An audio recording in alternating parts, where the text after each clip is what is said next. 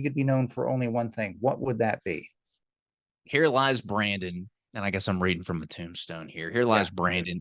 He created unforgettable experiences with those he loved. I want to be known as a family man more than I do a successful, real estate guy. What's the greatest lesson in leadership you learned as an entrepreneur? Who not how. I remember when I was wearing 7, 8 hats and I wanted to give up because I was doing too much. Instead of asking myself how I should go about doing something, I now ask who. My job as the CEO of the company is to figure out who I can plug into this, who can do it better than me and more efficient than me. That has been a game changer. Personal characteristic has been most pivotal to your success. Personal characters, I think that I leave a really good first impression. I know this sounds kind of weird.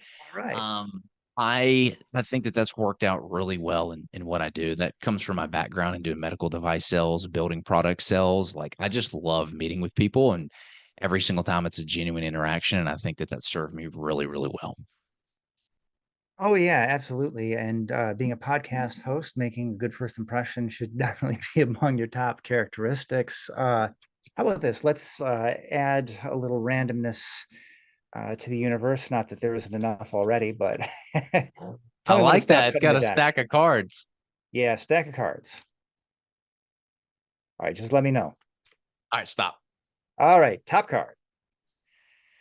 Which American landmark would you most like to see?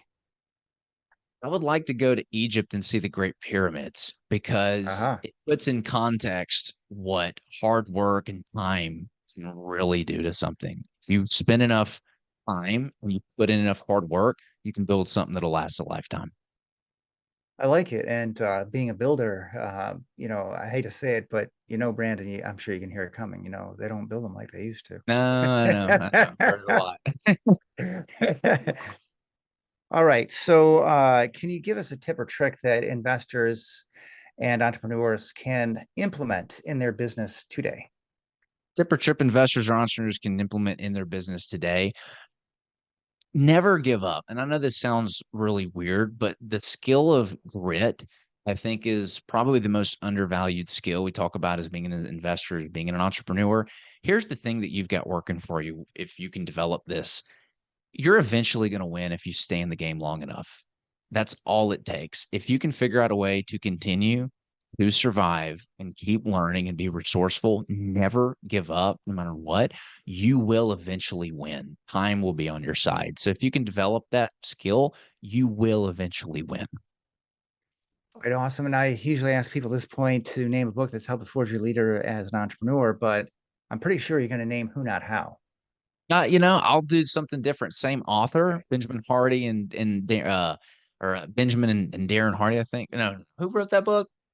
Benjamin wrote it, and I forget the guy who's with it, but they're both awesome. I love the Who Not How book. But 10x is easier than 2x is something that had a bigger impact on me. I really love this concept because when you think of things linearly, like when you say I want to 2x something, you think of, oh, well, I got to go to 2 times the amount of phone calls, hire 2 times the amount of people, and it just looks like more work and your brain shuts down because it doesn't want to do it. But if you say, if I got to 10x my Yeah. business or 10x my investments, now you don't think linearly. You start thinking, oh, well, I'm going to have to go after different deals. I'm going to have to start hiring, different people. And it allows your brain to really expand and figure out the big changes that you need to be made. For us, for example, when I implemented this, I didn't 2x, I 10x. And so I was like, well, I need to stop going after pieces of land where, we're doing 30, 40 units and go after pieces of land where we're doing 100, 150 units.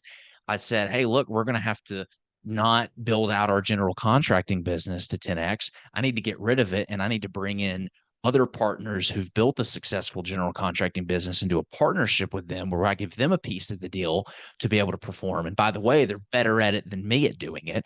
And so when I implemented this concept, it really opened my eyes to the changes I needed to make in my business to get there.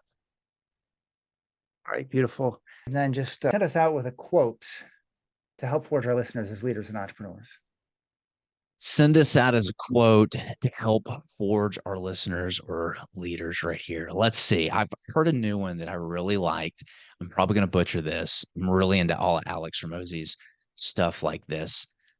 But he said something along the lines of confidence is not built staring at yourself in front of a mirror, jumping up and down and screaming confident affirmations. Building confidence is created through creating an undeniable stack of proof that you are who you say you are. Outwork your self doubt. All right, I love it. I want to thank you so much, Brandon Cobb, for taking the time to share your knowledge and experience with our audience. Hey, thanks, man. It was a pleasure and I really enjoyed it.